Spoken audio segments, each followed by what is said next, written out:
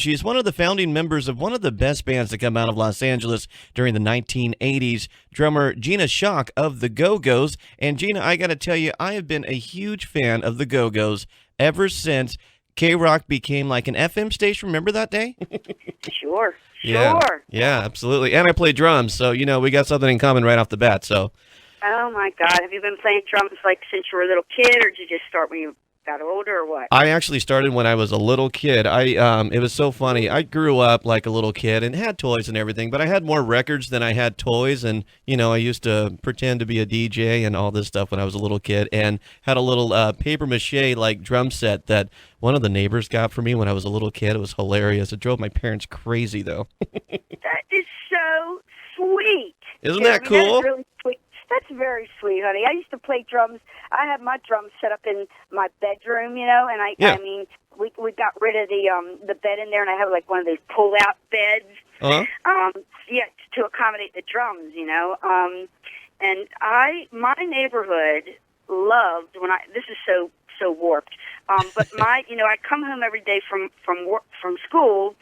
And, I'd do my homework, and then I'd sit and play drums. I'd put headphones on and play with all my favorite records. And, my bedroom was in the front of our house. We had a big bay window in my bedroom, and I'd open the windows and play. And it was just like, people would come by, what's that racket? And they'd be, that's little Gene up the street playing drums. They were, like, really cool about it. Nowadays, you'd be put in jail, but back then it was like... They were very, very cool. When I think about it, it was like, man, nobody made a fuss about that.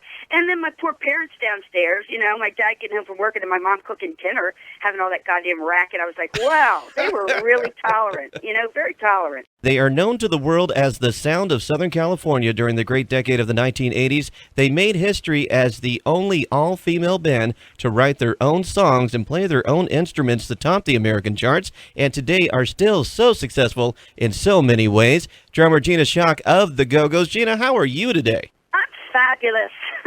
Of course you are. It's a gorgeous day here, man. Isn't it? We're so spoiled here in Los Angeles. I know I grew up here too, and every day is just a blue sky day, right? It is today, my dear. And the Go-Go's originally started out here in Los Angeles, as we all know. And what was it like during the early days of the Go-Go's, playing the Whiskey A Go-Go and all those great punk rock clubs? Because, the Go-Go's really did start off as a punk rock band, correct? We were absolutely a punk band. That was the whole scene back, in L.A. in the late '80s. In the late '70s. Pardon me, in the late '70s and the early '80s. We played. It's so funny. I played the song so fast. Our set, which was supposed to be like 45 minutes to an hour, would get done in like 20 minutes. It was like, you're gonna have to slow things down here in order for us to be able to do shows and get paid. But it was a fantastic scene back there, and it was a real community. It was just lovely during that period, and we all of us. It was like us against the world, and we had a great time. I feel very lucky to have been in LA at that time, because it was an incredible music scene here. It was thriving, and it was just great. In 1980, the Go-Go's recorded a 5-song demo at Gold Star Studios here in Los Angeles, but the band actually released the demo CD single, We Got the Beat, originally as a UK single, not a US single, correct? Yeah, the way that worked out was we figured, if we go to England, we're going to, they're way ahead of America, and so they're going to totally get us. We had done shows with... Because we were as you said, like the house band at the Whiskey and the Roxy at that period of time. Any bands that would come into town and play, we would open for them, automatically open for them. And Madness came into town, the Specials, and we opened for them, and they went. Well, actually, Madness came in first, and they told the Specials about us. They loved our music. They couldn't believe it was 5 girls playing in this band.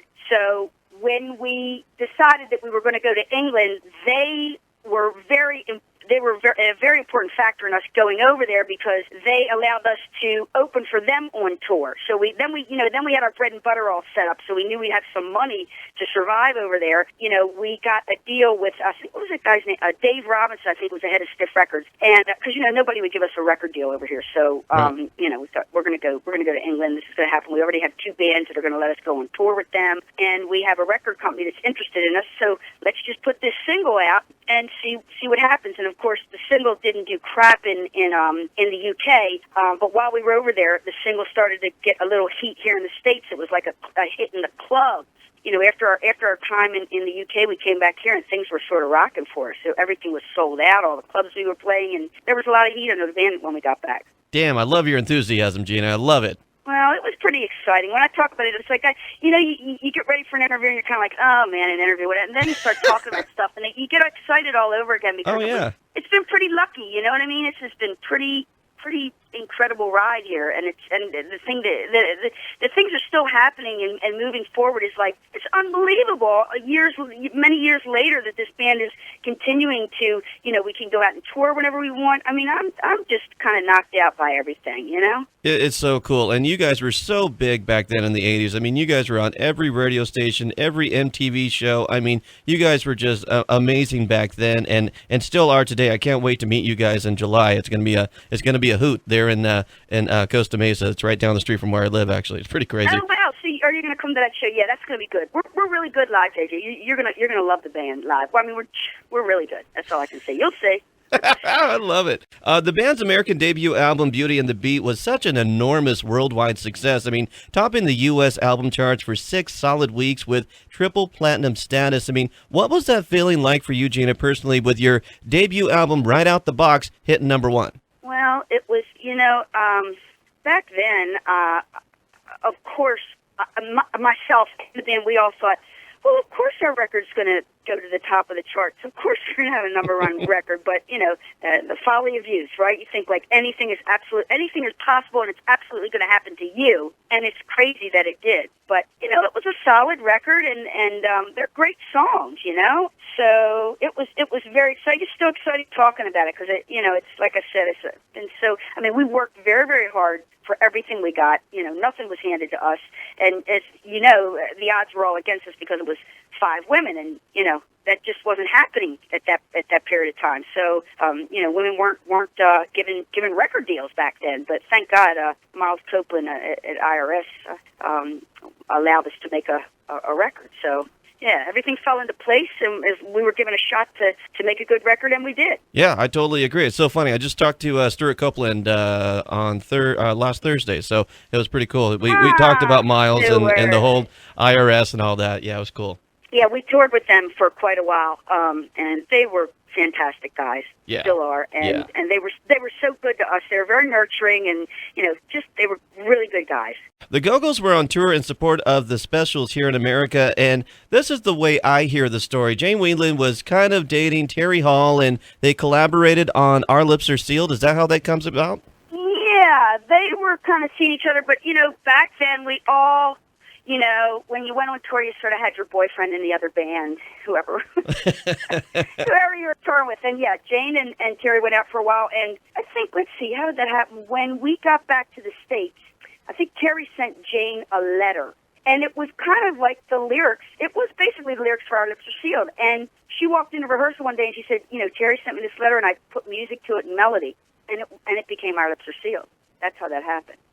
Wow, I love it because, Gina, I've been doing this for 15, 20 years and finally got to a radio station where they actually let me interview all these great artists from that decade and did a show for the 60s, a show called The 60s Experience. It's so great to hear all these stories because nobody at any radio station can play the songs, but actually have the artists come in and tell the stories. I mean, that just totally gels it all together. Yeah, man, it's great. I mean, I'm the same way. I am still a huge fan, and I love to hear all the backstories.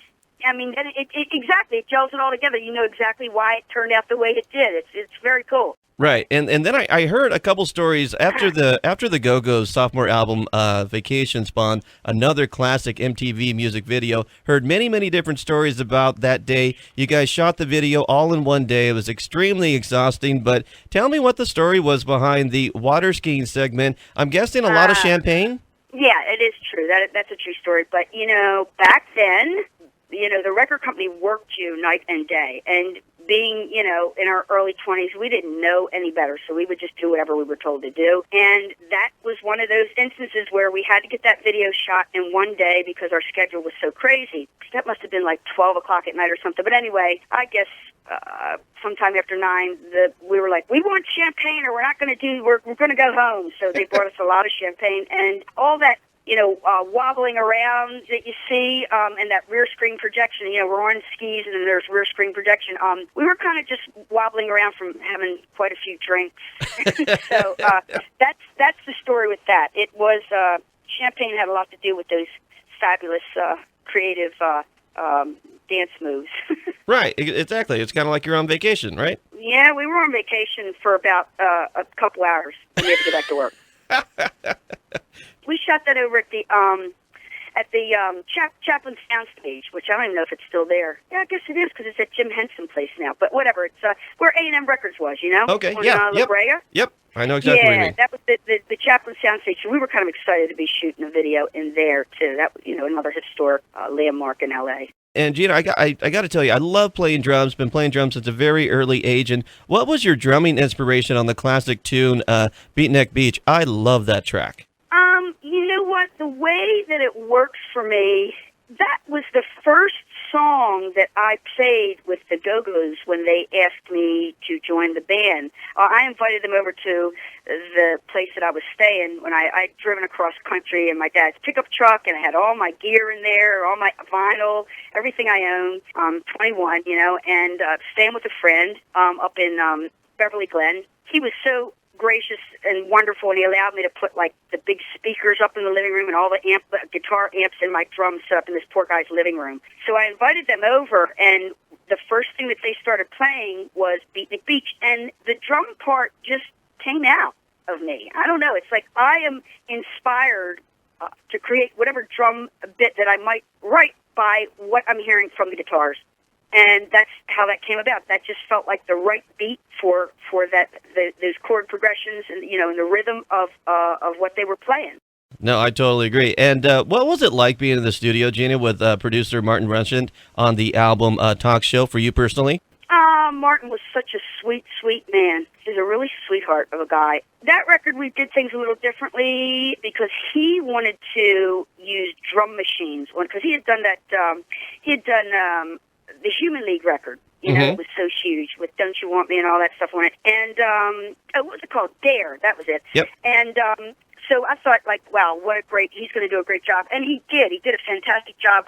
His production was great. He was a sweetheart in the studio, but it was challenging for me because he wanted to use drum machines. And I was like, all I said to him was, Martin, give me a shot. Let me show you what I can do. Because the one thing that I am good at is I have really good timing. My timing is, thank God, somehow really good. And so, it was me against the machines, and I did very well. So I think we used like a drum machine on one or two songs off the record. So it all worked out great, and it was a really good experience for me personally doing that record, for myself doing that record. Everybody had different experiences. It was a little rough during that period because that was a time when I think things were starting to get to everyone because of constantly working, never having any time off. But that's what we were used to. So we, like I said, we just would do whatever the orders were from the record company, and so it was starting to get a little tough during that period of time. But the experience of making that record with Martin was fabulous. He was a great man, great sweetheart of a guy, and very talented. Head Over Heels has such a classic go-go sound to it, and Kathy and Charlotte co-wrote that tune, correct? I think so. Yeah, I guess I'm not positive who wrote what anymore, but that song is, of course we do it in the set, is really fun to play. Another fun song. Well, they're all fun to play for me. I love playing. It's so easy. I wish life was as easy as sitting out at a drum kit. Anyway, yeah, that was, I guess, written by them, and we do it in a set. It's great fun to play. I love that song. It was off the talk show record, and I think it did pretty well on radio. And I like the piano, the piano intro. And Gina, I know a lot of drummers like myself. A lot of drummers in a lot of bands don't have the opportunity or the talent to write their own songs. But I mean, you have an incredible solo songwriting career yourself. Tell me about that.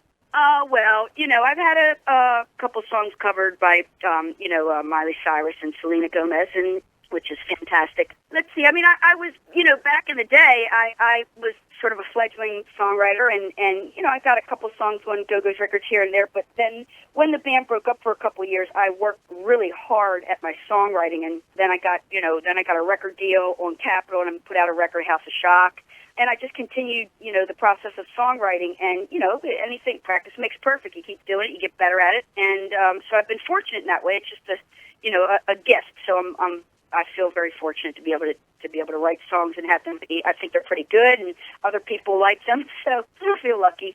That's what I come to LA every couple of weeks, write songs for different artists. So I continue to do that. That's what I'm down in LA right now doing. I'm here working with my partner. We're doing tracks for an artist that we're hoping to work with. So we'll see. Very, very cool, Gina. I love doing it.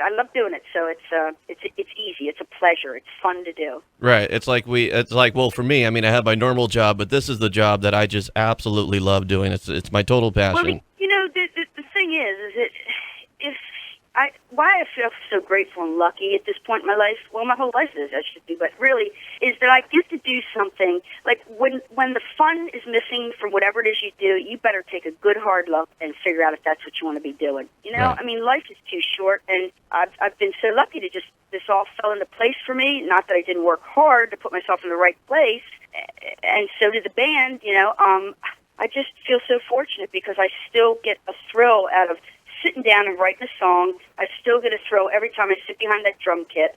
It's a pretty great feeling. And Gina, tell me about this new incredible The Go-Go's Replay America tour. Tell me all about it. Oh, that's going to be a lot of fun. We're doing several shows on the Replay tour. We're doing several shows on our own, and we're just excited to get together and work this year as we do every year. It's always a blast getting together with the girls. It's like, we're like a bunch of high school kids when we get together. That's the same stupid stuff that nobody else thinks is funny. And, but when we sit down and get to business and start rehearsals, it comes together very quickly. And so we're excited about doing this tour as we do, just about every year we do some touring. And we're starting rehearsal in about a week. So that'll be a fun process. And the tour will be great. I'm looking forward to this, to the OC Fair. That's going to be fantastic. We're going to be, we're going to keep my fingers crossed about this, but I had met with Linda Perry, and Linda Perry, of course, incredible producer, incredible songwriter. Mm-hmm. She wrote Beautiful for Christina Aguilera, in case folks don't know. And did that incredible Pink record. She is phenomenally talented, and so we're meeting with her after we do the show at the Hollywood Bowl, and we're going to talk with her about collaborating. And I've had a couple conversations with her already, and what we'd like to happen here is to go in and write several new songs with her and have her produce them and put out some new material because it's way overdue. And that's yet another thing, on the list that is super exciting that we're all looking forward to doing. I'm sure it's going to work out well because, like I said, Linda's super talented, and everybody in this band is pretty talented. And I think it's going to be a great collaboration, and I'm looking forward to seeing how this is going to work out with her at the helm. And when I spoke to her, it was like what she said was exactly what I wanted to hear. And she was like, I don't want to come in and make a record that is, like has a Linda Perry stamp on it. I want this to be a classic Go-Go's record. And I was like, yes, that's what we want here. Because she was like, I hate when I hear a band, that I idolize, that, iconic band come out with with a new record that sounds like whatever the hip new sounds or the flavor of the week sounds, Right. I just want this to be a classic sounding Go-Go's record. And I was like, wow, that kind of stuff sticks, So hopefully this is going to work out great. But we're all very excited about that. That's so very, very cool. July 25th, the Go-Go's will be performing live at the Pacific Amphitheater in Costa Mesa. For more information on the Go-Go's, please go to gogos.com. Miss Gina Schock of the Go-Go's, thank you so very much. I really appreciate it. I really appreciate the whole thing we've done today. It's been fantastic talking to you, and we'll be out there playing our hearts out. Have a good time. We'll see you there.